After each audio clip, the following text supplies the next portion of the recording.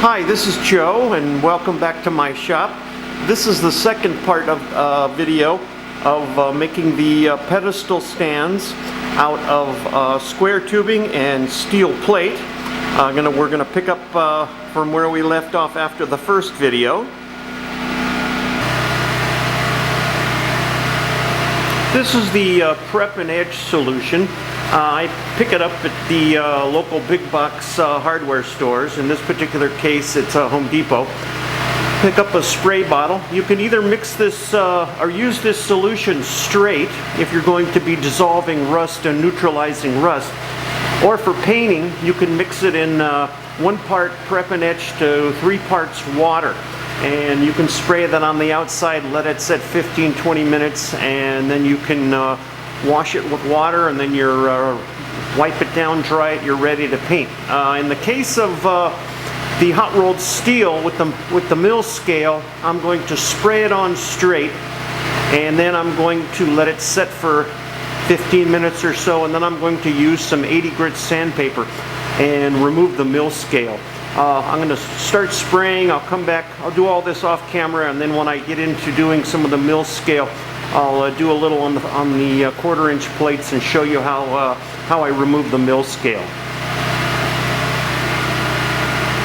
And just as a quick note, this is a phosphoric acid solution, so make sure you have your safety gear, your rubber gloves, your eye protection, and a respirator if needed. So again, just to make sure you have all your safety gear when you use this stuff. It's pretty nasty stuff if you get it in your eyes or on your skin.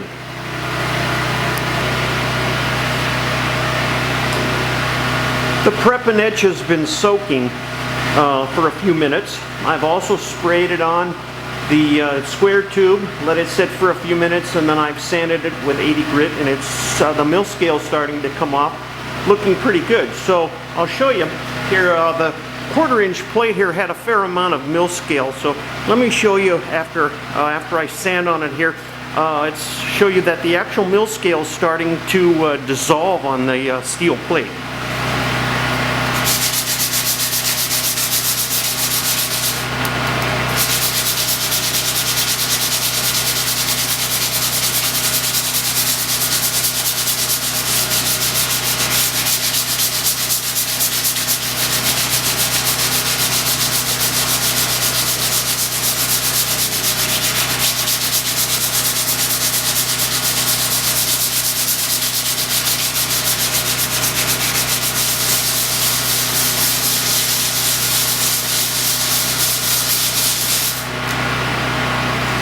As you can see, just with a little light sanding and dipping the sandpaper in some of the leftover prep and etch, it's fairly easily removing the mill scale.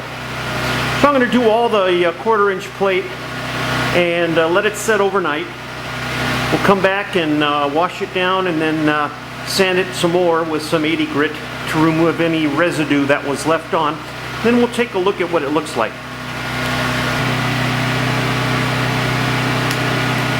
Here's the steel plate and square tube. After it's set overnight, after I prepped and etched it, I rinsed it with water, rubbed it down with a Scotch-Brite pad, and then sanded again with 80 grit sandpaper, and then wiped everything dry. So I'm going to let this dry pretty good before I do anything more. Next, I'm going to take the 10 inch by 10 inch plate on the left, and I'm going to drill base holes in that to mount against to my floor. I have some holes in my floor. So I'll drill those holes, let all this stuff dry, and then, what we're going to do then is prep for welding the 1/4 inch plates to the square tube. To mount my equipment to the floor, I drilled some 3/4 inch holes. Got some 1/2 inch threaded rod bolts and epoxied them into the floor. This way I can remove the whichever stand I have mounted, push it off to the side, and then I won't trip over the bolts if I'm using, let's say, cement anchors that stick up. This way I can use regular bolts, screw them right into the holes into the cement.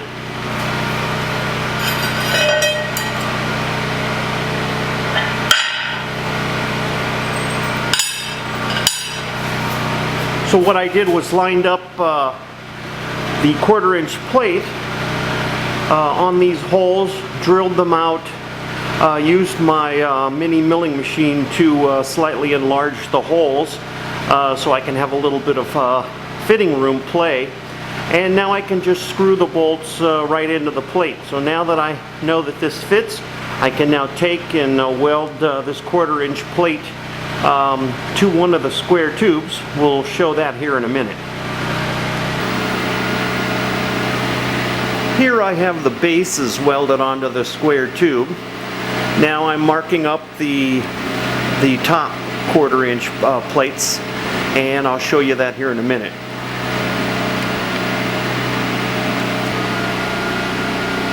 Here are the 1/4-inch top plates marked and ready to be welded on to the top of the square tube. So I'll weld prep these with some acetone, wipe it down, and then we'll start tacking and welding these in place. We finished the welding on the 2 stands. I have them outside of my workspace, and now we're going to prep for painting. I'm going to sand down with 80 grit, get any light surface rust off that accumulated while I was doing the welding. It took several days to get everything done, and so there's a little bit of surface rust. Then I'm going to wipe down with paint thinner, and then we'll start spraying on the primer. So I'll show you the progressive steps of the painting process. We've put 2 coats of primer on these stands now, waited 30 minutes, and now we can start top coating with the satin black. Once that sets up with 2 coats, then we'll put 2 coats of clear on. So I'll come back and show the stands with the satin black on.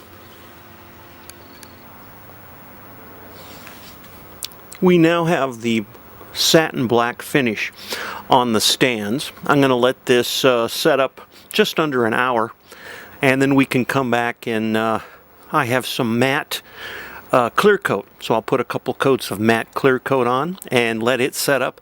Then I'll show you the finished product.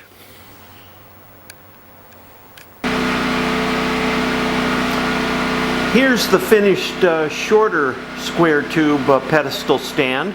I have the anvil sitting on it for now. I have to drill some holes and mount it. Right next to it I have my little rolling stool, which I can raise that up or down. This is what I'm going to use when I'm sitting down working on the anvil. And here's the taller stand. I'm going to use this for a rod bender, or what's called a ring roller. I'm going to mount that onto the tall pedestal stand. So hope you enjoyed this 2-part series on building pedestal stands out of square tube and flat plate gotten from a metal salvage yard. I built both of these stands for right around $50, which is pretty good. Hope you enjoy it, and keep on checking back, watching my videos. Thank you.